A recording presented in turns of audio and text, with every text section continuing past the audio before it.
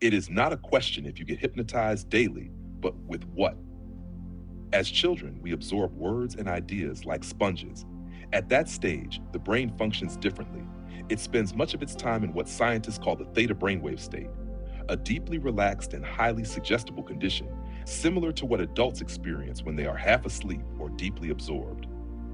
This is why early childhood is often called the programming phase, because whatever is repeated, especially when charged with emotion, sinks straight into the subconscious. Many people, when they hear the word hypnosis, immediately picture stage performers making volunteers cluck like chickens, or Hollywood scenes of someone being controlled by a swinging watch. But real hypnosis is neither mystical nor sinister. It is simply a natural state of focused attention and heightened suggestibility, a state you enter every single day. When you are absorbed in a book, when a film makes you forget the room you are sitting in, when you drive to work and barely remember the journey because your mind was elsewhere, you are in a hypnotic state. So what is self-hypnosis? Self-hypnosis happens every time you repeat something to yourself, whether out loud or silently, until it becomes part of how you see yourself. Every sentence beginning with I am is an instruction to your subconscious. If you often repeat, I am terrible with money, you will unconsciously avoid learning about finances, ignore opportunities, and feel anxious around budgeting. The belief becomes a script, and your behavior follows it automatically, as if under a spell. This is why hypnosis, even in therapy, can be so powerful.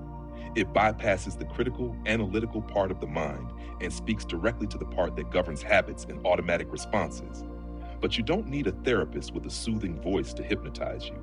You do it to yourself every single day through repetition and emotion. Those childhood labels, you're shy, you're clumsy, you're not creative, become mantras that shape your identity. First repeated by parents, teachers, or peers, and then by you, until they feel like permanent truths. A short history illustrates why this matters. Hypnosis as a formal practice was widely studied in the 18th and 19th centuries, beginning with Franz Mesmer, whose name gave us the word mesmerized, and later James Braid, who coined the very term hypnosis. In the 20th century, doctors like Milton Erickson showed that trance states could be used not just for entertainment, but for healing, helping people quit smoking, reduce pain, and even overcome phobias. Yet despite its medical applications, hypnosis kept an aura of mystery, largely because people mistook it for someone else taking control. The truth is, nobody can hypnotize you without your consent. Even on stage, those silly acts work only because participants willingly play along. In everyday life, you are the hypnotist, and your subconscious is the subject.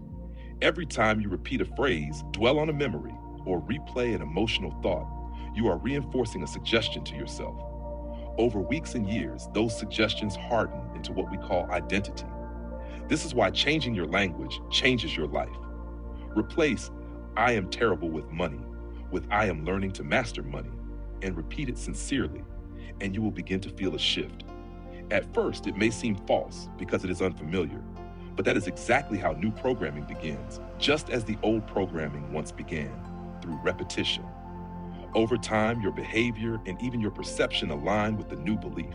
Self-hypnosis is happening whether you want it or not. The question is not if you are hypnotizing yourself, but with what suggestions. Are you reinforcing limitations, or are you planting seeds of growth? Reflection for you. What I am statements do you catch yourself repeating most often, and are they shaping the life you actually want?